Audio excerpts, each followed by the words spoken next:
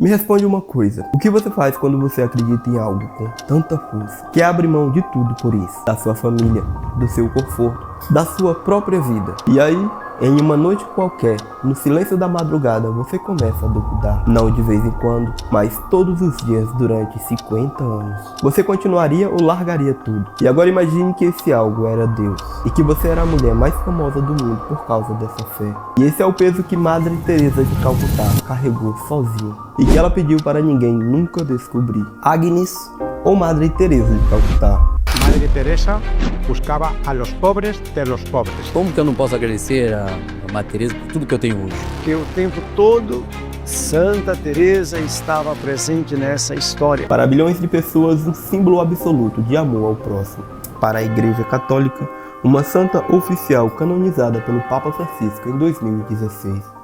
O rosto mais conhecido da compaixão do século XX. Mas, e se eu te dissesse que por trás desse hábito branco, existe uma história que a igreja não queria que você soubesse? E se a imagem da santidade perfeita for, na verdade, a construção mais bem-sucedida do século passado? O que existe por trás dos sorrisos para as câmeras, dos encontros com presidentes e de centenas de milhões de dólares em doações que nunca foram auditadas? E quem era a mulher que, enquanto consolava os pobres moribundos de Calcutá, tratava suas próprias doenças nas melhores clínicas da Europa e dos Estados Unidos? Nesse vídeo vamos investigar as controvérsias que foram silenciadas, as acusações que nunca encontraram respostas e a contradição mais assustadora de todas, a revelação feita pela própria Madre Teresa em cartas secretas sobre o que realmente acontecia dentro dela. E agora prepare-se para uma investigação equilibrada e honesta, nem santificação e nem demonização, apenas perguntas que deveriam ter sido feitas há décadas. E essa é a história não contada de Madre Teresa de Calcutá. Olha, e esse vídeo vai além do que você já ouviu falar aqui. E se você curte esse tipo de investigação aqui no YouTube, se inscreve no canal, ativa o sininho. Feito, então vamos voltar lá para onde tudo começou. E toda a narrativa de santidade começa com uma origem que parece predestinada. Madre Teresa nasceu em 1910 na Macedônia. Entrou para a vida religiosa aos 18 anos. Foi enviada para a Índia por anos e trabalhou como professora em um colégio de elite em Calcutá, confortável, protegida pelos muros da instituição. E então, em 1946, ela disse ter recebido uma visão de Deus em um trem, uma chamada, uma missão para abandonar tudo e ir para as ruas. E ela foi. Fundou as Missionárias da Caridade em 1950. E ali ela começou a construção de um dos maiores vínculos humanitários do mundo. Mas o momento que transformou Madre Teresa de uma dedicada freira a um fenômeno global foi um programa de televisão britânico em 1968. O jornalista Malcolm Mukherjee a filmou em sua casa para os moribundos em Calcutá. E esse documentário resultante foi transmitido pela BBC, o que gerou uma comoção planetária. Mukherjee declarou que havia um brilho sobrenatural iluminando o rosto de Madre Teresa nas imagens. Uma luz divina, impossível de explicar. Mas os técnicos de estúdio depois disseram que era um novo tipo de filme fotográfico sensível sendo testado naquela gravação. E que não havia nada de sobrenatural, mas a narrativa já estava lançada. A santa havia sido apresentada ao mundo. E uma investigação séria como essa precisa seguir o dinheiro. E quando se segue o dinheiro de Madre Teresa, começam a aparecer perguntas que nunca foram respondidas. As Missionárias da Caridade receberam milhões de dólares em doações de todo o mundo. E os críticos argumentam que esse volume de recursos deveria ter sido usado para construir hospitais e melhorar as condições das instalações. Mas isso não aconteceu. Uma publicação alemã reportou que apenas cerca de 7% das doações recebidas pela organização eram efetivamente destinadas a atividades de caridade, e a maior parte era gerenciada pelo Vaticano e praticamente impossível de rastrear. Não há transparência e muito pouca informação disponível sobre a contabilidade do grupo. E um pedido da CNN para entrevistar a liderança atual da organização foi recusado. Mas ainda há algo mais perturbador do que a falta de transparência. É a origem do dinheiro que foi aceito. Madre Teresa aceitou recursos do publicador britânico Robert Maxwell, que, como se descobriu depois, havia desviado 450 milhões de libras esterlinas dos fundos de pensão de seus funcionários.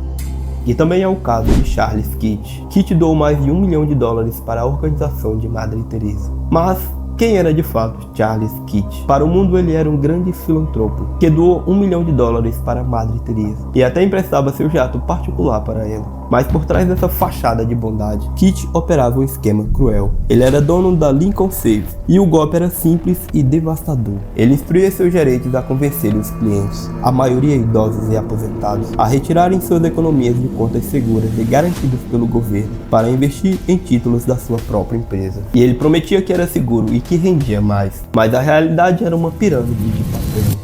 Quando o império de Kitty desmoronou em 1989, o banco faliu e 23 mil pessoas perderam tudo. E o dinheiro que ele deu à Madre Teresa não era dele, era do fundo de pensão de trabalhadores que ficaram sem ter como pagar o aluguel ou comprar remédios na velhice. E Kitty foi condenado a 12 anos de prisão por fraude e associação criminosa. E foi nesse momento que Madre Teresa enviou uma carta ao juiz pedindo clemência e chamando Kitty de generoso. E a resposta do promotor Paul Turley foi um soco no estômago. Ele escreveu de volta dizendo que, se ela realmente se importava com os pobres, deveria devolver $1 milhão para que as vítimas do golpe pudessem recuperar ao menos um pouco do que perderam. E Madre Teresa nunca respondeu que o dinheiro nunca voltou para as vítimas. E ela também aceitou recursos da família Duvalier do Haiti, o regime de Jean-Claude Duvalier, conhecido por práticas de sequestro e tortura, em troca de elogios públicos ao governo haitiano. E a mulher que dizia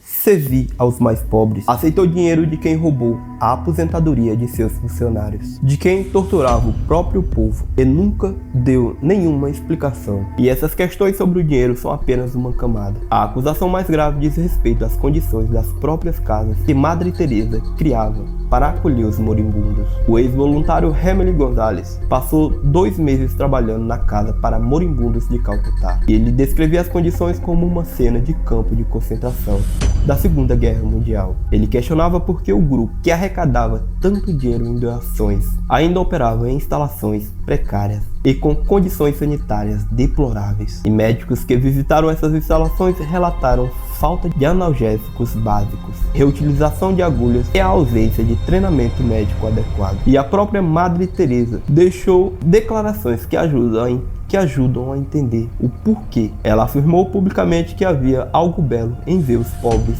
aceitarem seu sofrimento como a paixão de Cristo, e que o mundo ganhava muito com esse sofrimento. E ao mesmo tempo, quando ela própria adoecia, buscava tratamento nas melhores clínicas da Índia, da Europa e da América do Norte. O sofrimento era nobre para os outros. Para ela, havia medicina de primeira linha. E tem ainda as questões das conversões. Madre Teresa foi acusada de instruir seus funcionários, seus cuidadores, a batizar pacientes moribundos, incluindo hindus, muçulmanos. E segundo um ex-membro da congregação, as irmãs deveriam perguntar para qualquer pessoa com risco de morte se ela queria uma passagem para o céu. E em um país de profunda diversidade religiosa, como a Índia, isso foi recebido como uma afronta. E o legado das missionárias da caridade depois de sua morte também levantou questões graves. Em 2018, autoridades indianas fecharam um abrigo da organização após a descoberta de que 4 bebês haviam sido vendidos, incluindo um menino de 6 meses negociado por 50 mil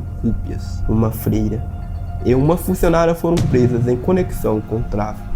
E nenhum desses casos é simples, e nenhum deles recebeu a atenção investigativa que merecia. Mas existe uma revelação sobre Madre Teresa que vai além de qualquer controvérsia financeira ou institucional. É uma revelação que vem da própria Madre Teresa, escrita pela própria mão dela, explicitamente que fosse destruída. As cartas foram reunidas como parte do processo de canonização, e elas revelam que durante quase meio século, ela não sentiu nenhuma presença de Deus em sua vida. Ela passou meio século sem sentir a presença de Deus. Em suas cartas privadas, ela descreveu o início desse vazio, a sensação de que Deus havia desaparecido, precisamente no momento em que ela havia mergulhado no trabalho nas favelas. Ela o buscava e ele não respondia. Ela o chamava e ele não aparecia. Em 1959 ela escreveu: "Em meu coração não há fé, não há amor, não há confiança. Há tanta dor, a dor do anseio de não ser querida. Eu quero a Deus com todas as forças da minha alma." Em uma carta ao seu diretor espiritual, ela foi ainda mais direta. Ela escreveu que o sorriso que exibia em público era um manto com o qual cobria o vazio e a miséria internos, e que se as irmãs soubessem o que havia dentro dela, jamais imaginariam. E ela havia pedido que essas cartas fossem destruídas. A igreja contrariou e as preservou como parte do processo de canonização.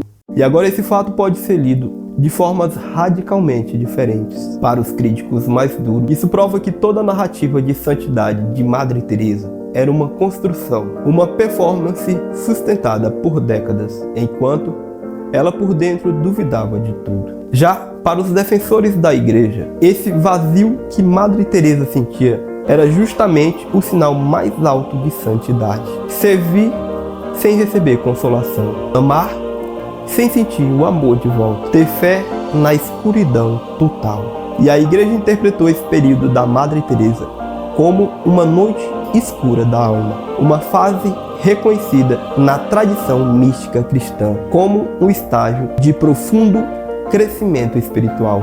E esse vídeo não vai arbitrar essa questão teológica, mas vai fazer uma pergunta que ninguém fez. Milhões de pessoas ao redor do mundo doaram dinheiro, tempo e fé a uma instituição construída sobre a imagem de uma mulher em perfeita comunhão com Deus. E o que muda quando descobrimos que por dentro ela mesma não tinha certeza se Deus existia. E dizem que a maior prova de caráter é o que uma pessoa faz quando ninguém está olhando. No caso de Madre Teresa, descobrimos o que ela fazia. Escrevia cartas desesperadas para seus confessores, confessando um vazio que durou 50 anos. E então, saía, colocava seu hábito com listras azuis, sorria para as câmeras e seguia, cuidando dos moribundos. Mas, afinal, isso é santidade ou é performance? Heroísmo ou hipocrisia? Ou essa talvez seja a resposta mais difícil de aceitar. Ela era as duas coisas ao mesmo tempo. E o legado de Madre Teresa é, talvez, um dos mais contraditórios do século XX. Uma mulher que tocou a dor humana como ninguém, mas cujas instituições operavam em condições que ela jamais aceitaria para si mesma. Que pregava a pobreza, mas aceitava dinheiro de corruptos e ditadores, que consolou bilhões com a imagem de uma fé inabalável, enquanto em segredo suplicava para sentir qualquer coisa que parecesse com Deus. E então, ela foi uma fraude? Não há evidências concretas para isso. Ela foi uma santa perfeita? As evidências dizem que não. Ela foi um ser humano extraordinariamente complexo, carregando contradições tão pesadas quanto os moribundos que levava nos braços. E essa talvez seja a única resposta honesta que esse vídeo pode dar. E agora eu quero ouvir de você. O que esse vazio de 50 anos da Madre Teresa muda na história dela para você? Ele o torna mais humana ou questiona tudo o que ela construiu? Deixe sua opinião aqui nos comentários. Eu leio o máximo que eu consigo. Até a próxima. Fui!